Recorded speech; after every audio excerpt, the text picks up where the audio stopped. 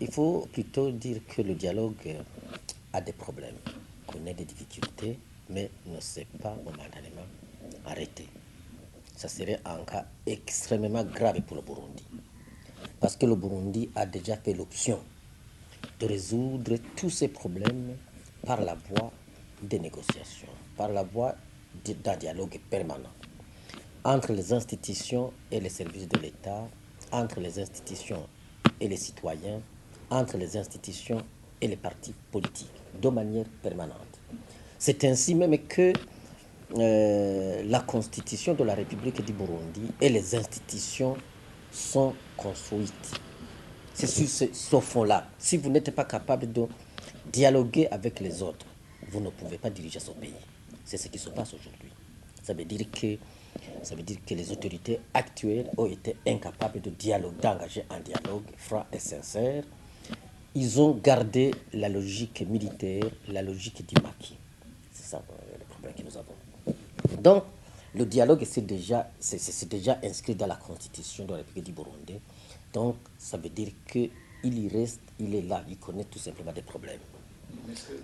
Alors, le premier problème, c'est que, effectivement, la tentative de renverser l'accord d'Arusha et la Constitution ont fait qu'il y ait beaucoup de réfugiés burundais, des hommes politiques, des hommes d'opinion, et des citoyens ordinaires qui se sont réfugiés.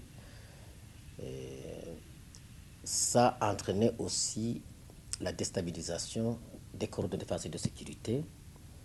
Ça a entraîné aussi la création de la milice Imbonerakure, ça a entraîné la création d'autres mouvements politiques armés qui sont en gestation actuellement.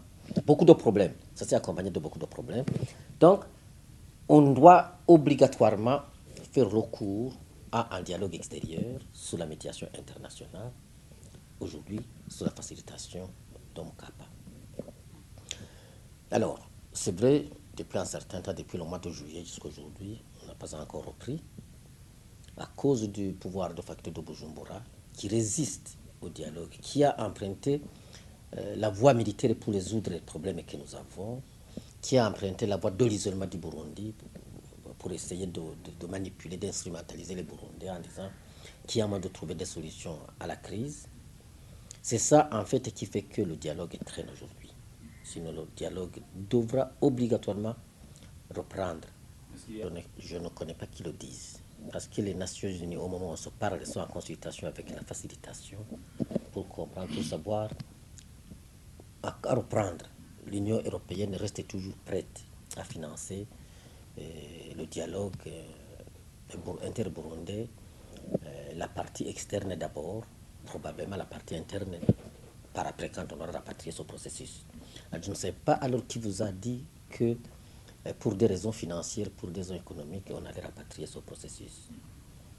Alors, rapatrier pour ces raisons-là, il faut aussi penser à la sécurité des Burundais qui sont à l'extérieur et qui doivent impérativement participer dans ce dialogue et contribuer de manière efficace pour résoudre les problèmes que nous avons aujourd'hui consécutifs à la négation de l'accord d'Arusha, à l'abrogation de la Constitution, matérialisée par le troisième mandat illégal.